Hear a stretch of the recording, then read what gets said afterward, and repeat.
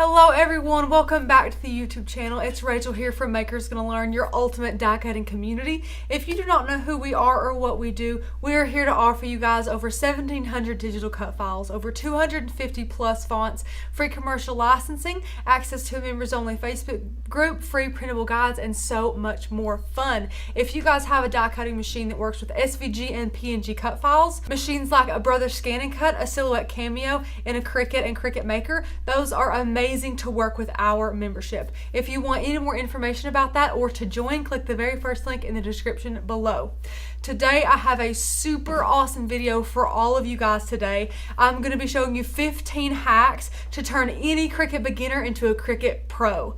We have of course been crafting with our Cricut for years and years. Tanner is a veteran. He's got over 10 years under his belt of crafting with Cricuts, and I wanted to compile this list of things that would be amazing for beginners to be able to watch and learn. That way they can advance a little bit faster to get crafty even more. Without further ado, let's go ahead and jump into the hacks. The first thing I want to tell you guys is to organize your tools and blades well. Nothing is worse than a super messy craft room where you can't seem to get anything done and it's just too messy to work. A clear craft space equals a clear head for better crafting. So guys, we absolutely love this little storage caddy that we got from our local Hobby Lobby. If you guys want to know all about this and where to get it, I will link the video down below to show you guys where to grab this. And in that video is the link also, so definitely go check that video out. But this storage caddy was basically made for Cricut blades. And then up top, we have a lot of our replacement blades and things like that. So these are super handy to keep around, and we keep all of our blades in here so they're all in one place. Before we had this system, they were kind of thrown around our different machines and we could never really find them when we needed them. And this has really made our crafty habits a lot more concise and a lot more time friendly, because we don't have to be searching around for everything. It's all in one place. So definitely keep your tools and all of your blades well organized. The next hack I have for you guys is to always weed on your mat. It is an absolute game changer, and sometimes I still see people not weeding on their mat and it breaks my heart. Whenever you're ready to weed, just pop your material out of your machine and weed right on the mat, okay? Start from an edge, peel it up that way. Whatever your habits are with weeding, try it on the mat. It's going to change your life. You'll get in the habit of not getting your hands on the sticky parts to be able to preserve your mat stickiness, of course, and you'll definitely get used to it and learn to love it. It's like a third arm, and it really helps you to be able to craft easier and not get as overwhelmed, especially for a beginner. It is no fun when you're trying to weed vinyl and you have it peeling up all over the place and you can't keep it on your craft surface because it's just not straight down flat where you need it. So just use the mat to your advantage, guys. It is an amazing hack that I have used from day one and I love it. The next thing I want to note, guys, is to make sure you're making test cuts with brand new materials you've never used before. Your Cricut Maker or your other type of Cricut is a big investment. All the materials you purchase is a big investment, and you do not want to waste your time, your energy, or your money. So definitely take out a new material like this basswood that we have and make a test cut. Just get out your knife blade and have it make a little circle just to make sure that the setting and pressure you've chosen works well with your material. That goes for, foil cardstock and heat transfer vinyl, anything new that you've never cut before. Just better safe than sorry. Make a little test cut in the corner, one that will waste minimal material, and that way you know that you'll have success whenever you make your big projects, because nothing is worse than thinking that you're choosing the right setting, and maybe you are, but for that particular material it just didn't work very well, and then you've ruined all your material that you've bought and you've wasted time on it, and we don't want that. So definitely, guys, keep in mind to always make test cuts. One thing I love to do when we are working with little script fonts and using a Cricut adhesive vinyl is to reverse weed. So there are some rules when you reverse weed, and you can only reverse weed adhesive vinyl. You are technically already reverse weeding HTV, but it is a great little trick to know when you have super small little intricate lines and cuts in your design. It is really smart to think about going ahead and reverse weeding, and you guys are probably really confused about it and want to know what it is, but let me tell you, especially if you guys are going to want to start a business and start doing this and make money with your Cricut, then you guys are definitely going to want to learn how to reverse weed.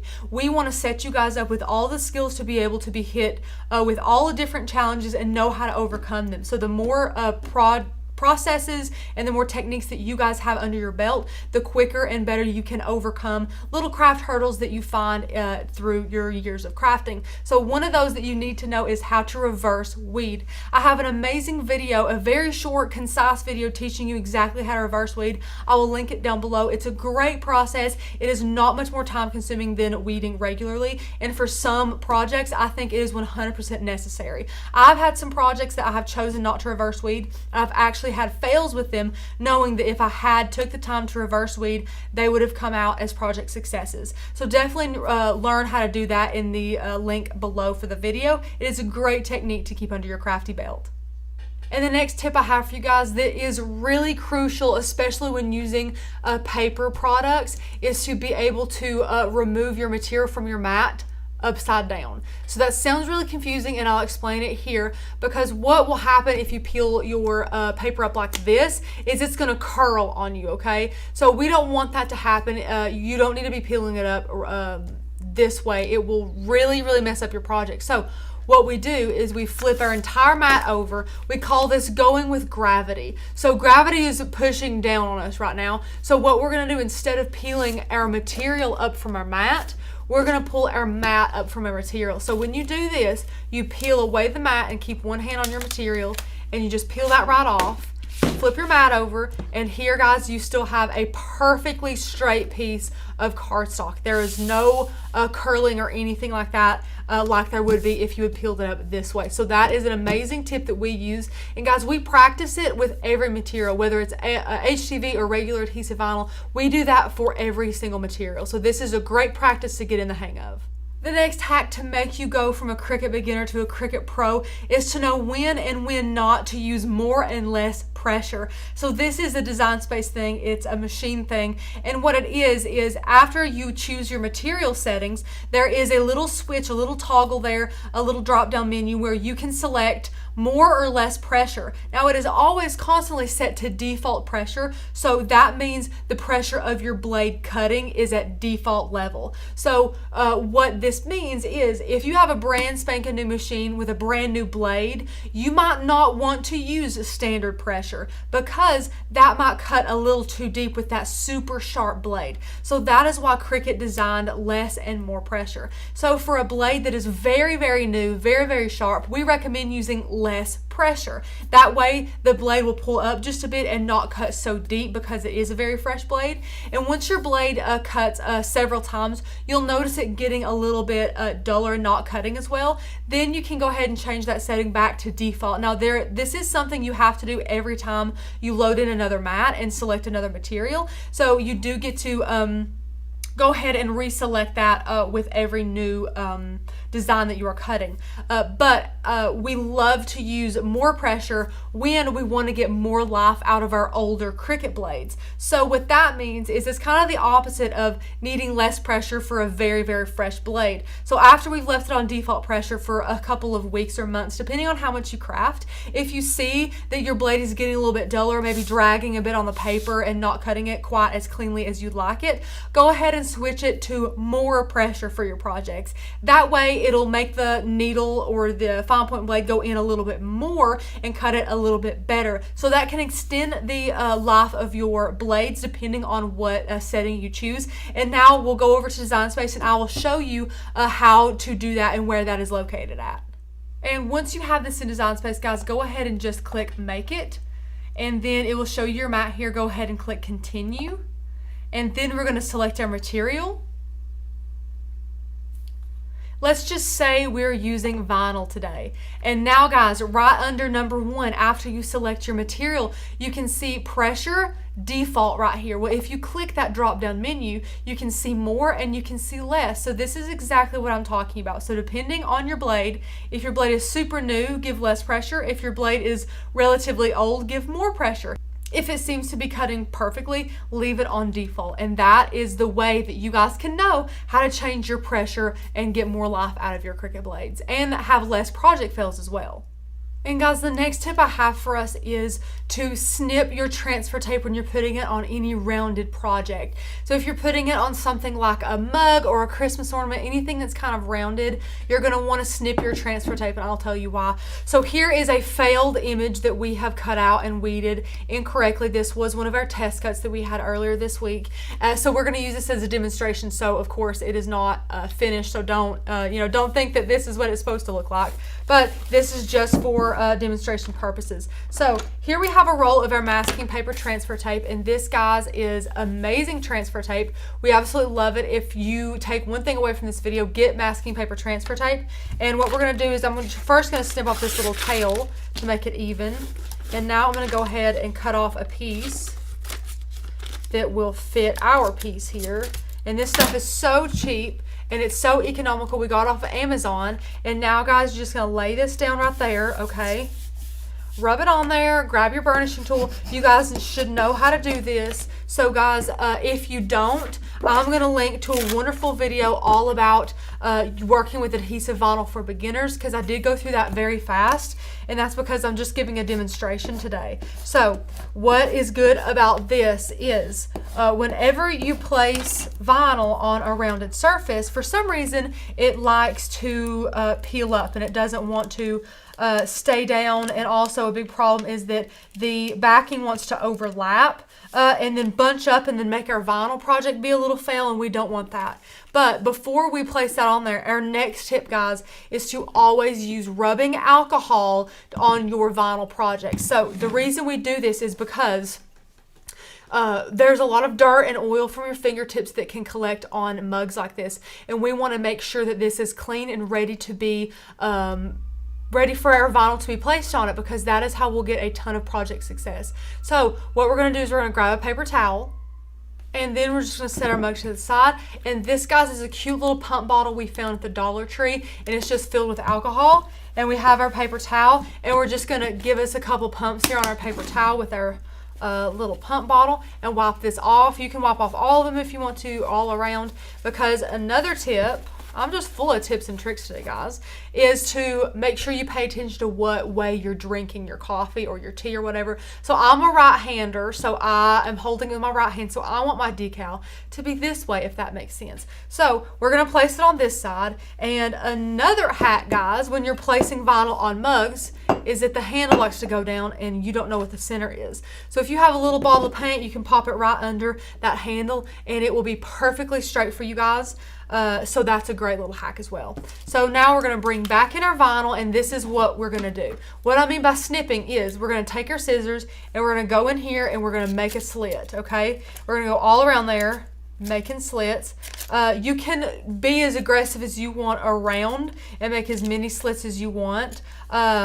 And it's also smart, just like we did here, to be able to slit on the inside of your project, just making sure, of course, we don't touch any letters, numbers, or images or anything like that. So now that it's slit, guys, it will do so much of a better job at going on here. So we're just going to lay it on here. And this is too big for a mug and everything. So don't, this is not meant to be on a mug. I'm just demonstrating the technique. So you can just place this down and see right here, guys, this is a great example. How this guy laid down beautifully and this guy's kind of flapped up. Now, if he continued all the way around like he was supposed to and we laid him down, look, you see that right there, how it overlapped? It would crinkle on our design and ruin our design, but it did not happen that way because we have creased our paper. So you see there's another example right there. How we're doing this, how it's overlapping like this, is exactly why we use these little slits in masking paper transfer tape. And now once you peel all these up, it's absolutely flawless, guys. It's just perfect. It went down exactly the way we wanted it to, and we don't have a single regret because it looks great. So that is why we love to make little slits in our masking paper transfer tape when we're using them for rounded projects. The next thing that is so crucial to having project success and being a Cricut Pro is to measure your projects. Nothing is more heartbreaking than not measuring your project or measuring it incorrectly. So what I mean by that, if we are trying to put vinyl on a t-shirt, we have to size it according to the t-shirt. And then after we measure our t-shirt physically, we can go in Design Space and change that size in there. But if we fail to do that, or we maybe just do it really quickly and guess guess on a number. It could be way too large or way too small for the material that we're using and the project that we're using it on, and that can just be devastating. So make sure that you pay attention and you measure. It is very professional. It is very cost effective, time saving when you measure twice and cut once with all of your projects. That will take you from a beginner to a pro faster than you know if you don't make as many mistakes when sizing your projects. All right, guys, number 10 is to make sure that you label your scraps, okay? So what I mean by that is after we get done cutting something and we have just a little bit of scrap left, label it. You, in an ideal world, would have 2 different vinyl scrap bins, one for HTV and one for adhesive vinyl. And sometimes, not so much on the adhesive vinyl, but with the HTV, it can be very tricky to know what is what. There is foil, there is Cricut brand, there is different brands, there is a Sportflex, there is Everyday Iron-On, there's Iron-On Light. There's so many different types of HTV, and you really don't want to get those confused. And you might be thinking, well, that's fine. Well, as I'm cutting it and as I throw it in the scrap bin, I know that this is regular Iron-On, so I'm not going to forget that. But in 2-3 months, when you need it again, you might not remember exactly what it is because they do look very similar. So especially on HTV, make sure you write it on the shiny side of the transfer paper where it's not going to matter as much, and just get a Sharpie and just write Iron-On. Okay, and that way everyone knows it's just regular Iron-On. If it was Sportflex, you could write Sportflex. It was foil, you could write foil. Whatever it is, just make sure that you label your scraps, and that way you're not wasting time trying to sift through them and remember what they were or anything like that. As long as you continue to label them, they will be foolproof for you. It's not a secret that Cricut brand weeding tools are expensive. I think for one weeder, it's $9, and that can be pretty steep, especially with how many we go through. We like to bend ours and they break often. So it is a great idea to shop around for some non-Cricut brand alternatives for weeding tools that you guys will really enjoy. So the first one that we love to recommend is the Pen weeding tool. This is amazing. It's from 651 vinyl, and it looks like a regular ink pen, but the tip is a little needle, and it is great for weeding. This is an amazing product, and it actually has a lifetime warranty. So if you guys want to see this, I will link it down below. And also, guys, we went to Harbor Freight. We have a whole video about a lot of weeding tools you guys need from Harbor Freight, and I will link it down below. And we featured these two. This is a mini pick and hook set and a test probe set, and these guys were so cheap. The prices on these, I think he was like $2 and he was like $1.50 or vice versa. I mean, they're so cheap, and they're stainless steel. They're not going to go anywhere. They're very trustworthy, and they are great products. So definitely shop around. Don't feel compelled to only buy the Cricut brand weeding tools. Go out and see what you can buy, see what fits your style better, and see what you like the most. But definitely don't feel obligated to just get Cricut, because there's a lot of other great brands out there that do just as well, if not better.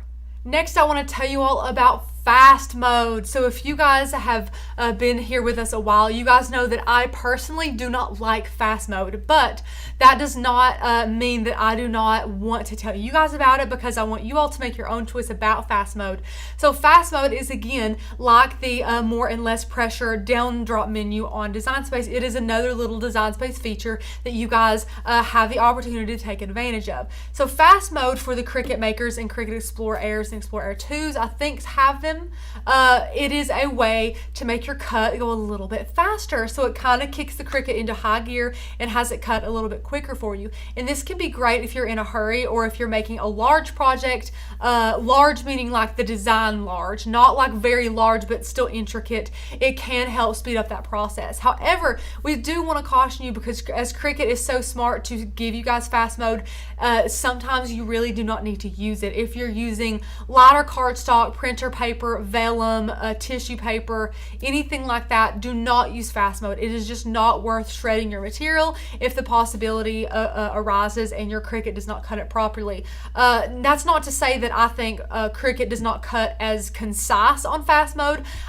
We just know from Makers Gonna Learn that you can easily have craft fails if you use fast mode on the wrong material. So all the light, very thin, very fragile materials, you really don't want to be using fast mode. So just keep that in mind next time. And now I'm going to switch you over to Design Space again and show you guys where fast mode can be found, because I get a lot of questions on, well, I hear about this fast mode, but I don't know where it's at. So guys, I just want to let you know it's actually after you load in your mat. So you will have already selected your material, selected your pressure setting if you wanted to change it from default, and then you load your mat in, and now is when fast mode will become available. I will switch over again to Design Space and show you guys how that happens in just a second. So guys, here is Design Space, and you do not see it now because it is a little bit hidden, but under number 2, you can see number 3 it says press go, and then there's a little toggle switch for fast mode. Well, you can't click it now because you haven't loaded in your mat. So I'm just going to reload in this mat just like I showed you a second ago, and watch the screen.